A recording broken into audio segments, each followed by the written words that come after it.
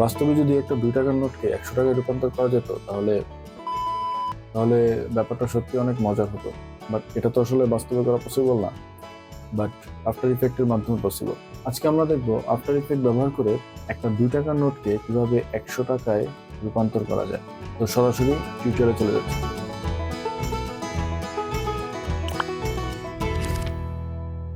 ওকে, তো আমরা এখানে অলরেডি প্রিমিয়ার প্রোতে আমাদের এই ভিডিও ক্লিপটা আমরা অলরেডি নিয়ে আসছি। ঠিক আছে, তো কিভাবে ভিডিও করছি সেই জিনিসটা আমি একবার একটু প্লে করে দেখাই।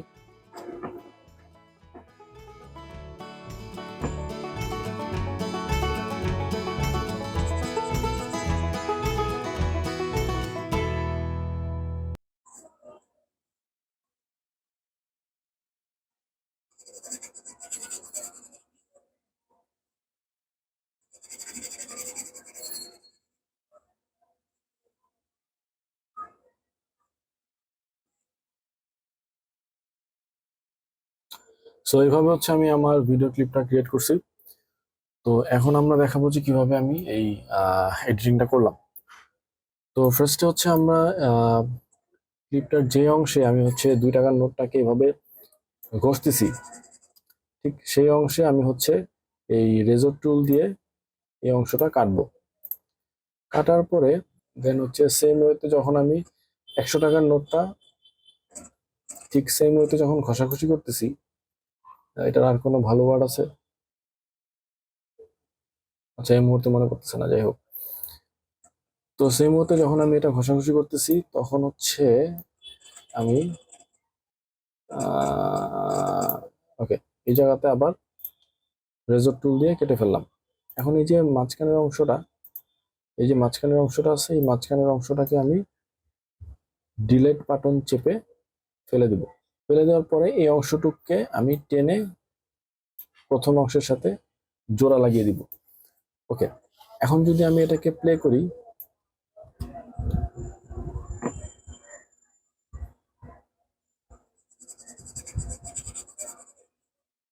ওকে, সো দেখতে পাচ্ছ অলরেডি কিন্তু আমাদের কাজ অলমোস্ট শেষ।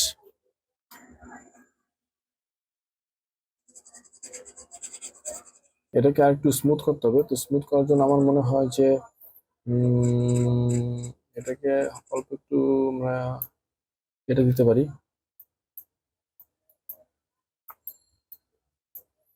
আমি যদি আরেকবার একটু প্লে করে দেখি,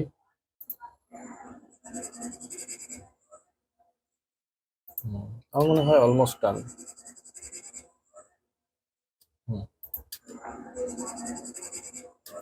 এখন একটা ফাইনাল টাচ দিব, সেটা হচ্ছে আচ্ছা, এটাকে একটু মিউট করে রাখি আপাতত। এখন একটা ফাইনাল টাচ দিব। ফাইনাল টাচটা হচ্ছে আমার যে ভিডিও ক্লিপটা আছে, উপরের অংশটা হচ্ছে আমার ভিডিও ক্লিপ আর নিচেরটা হচ্ছে অডিও।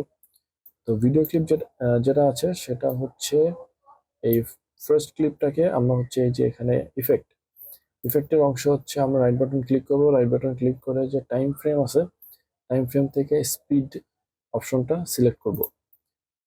ওকে, তো ঠিক একইভাবে আমরা এই ক্লিপেও রাইট বাটন ক্লিক করব, টাইম ফ্রেমিং, সেখান থেকে স্পিড অপশনটা সিলেক্ট করব। সিলেক্ট করার পরে দেন হচ্ছে আমরা এখান থেকে পেন টুলটা সিলেক্ট করব। সিলেক্ট করার পরে আমরা ঠিক এই অংশে এসে আমরা হচ্ছে ঠিক এই যে লম্বা লাইনটা, এই লম্বা লাইনে আমরা হচ্ছে একটা ক্লিক করব। ঠিক আছে, আবার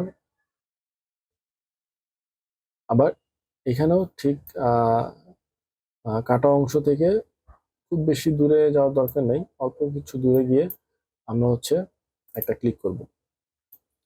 ঠিক আছে, এখন মেন জিনিসটা কি হয় সেটা কাজ করলেই সেটা একমাত্র কাজটা করলেই বুঝতে পারা যাবে।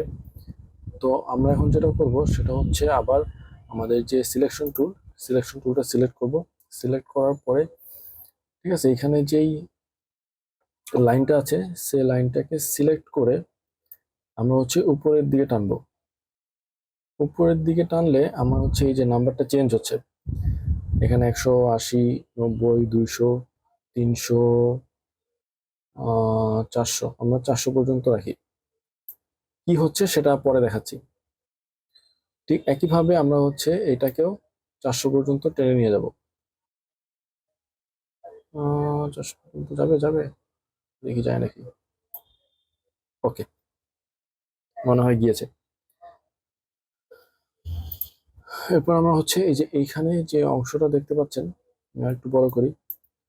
এখানে যে অংশটা আছে সেই অংশটাকে হচ্ছে আমরা সিলেক্ট করে ডান দিকে টান দিব, ঠিক আছে। এবং এখানে যে অংশটা আছে সেটাকে সিলেক্ট করে আমরা বামের দিকে টান দিব। ওকে, ঠিক আছে। আগে দেখি যে এটা করার কারণে কি হয়েছে। এখন যদি আমরা প্লে করি, ঠিক আছে। তো এখানে ডিফারেন্সটা মানে চেঞ্জটা কি হলো সেটা আমি এখন বলতেছি। আমরা এখানে যখন রাইট বাটনটা সিলেক্ট করছি তখন সেখান থেকে আমরা স্পিড টাইম ফ্রেম থেকে স্পিড অপশনটা সিলেক্ট করছি। তো এই স্পিড অপশনটার কাজ হচ্ছে আমরা যেটাকে সিলেকশন টুল দিয়ে টেনে উপরের দিকে নিয়ে আসলাম, আনার ফলে ওই অংশটুকু যে অংশটুকু আমরা সিলেক্ট করছি ওই অংশটুকু হচ্ছে আমার স্পিডটা, ভিডিওর যে স্পিডটা সেই স্পিডটা বাড়ছে। স্পিডটা বাড়ার কারণে যখন আমরা হচ্ছে ঠিক এই অংশটাতে আসলাম তখন কিন্তু আমার স্পিডটা বাড়তেছে, ভিডিওর স্পিডটা কিন্তু আমরা বাড়তেছে, ঠিক আছে। তো একইভাবে আমরা সেকেন্ড ক্লিপেও ঠিক সেম ওয়েতে হচ্ছে আমরা স্পিডটা বাড়াইছি এই অংশটুকুতে, ঠিক আছে। এই অংশটুকুতে স্পিডটা বাড়াইছি, ঠিক আছে। দেন হচ্ছে আমরা এখানে যে ক্লিক করলাম, ক্লিক করে যে এখানে যে একটা কার্ভের মতো নিছি, এটা নেওয়ার কারণ হচ্ছে যে স্পিডটা যে আমার বাড়তেছে সেটা যেন হঠাৎ করে না বাড়ে। হঠাৎ করে বাড়লে দেখা যায় যে অনেক সময় ভিডিওটা স্মুথ হয় না, ট্রানজেকশনটা স্মুথ হয় না, ঠিক আছে।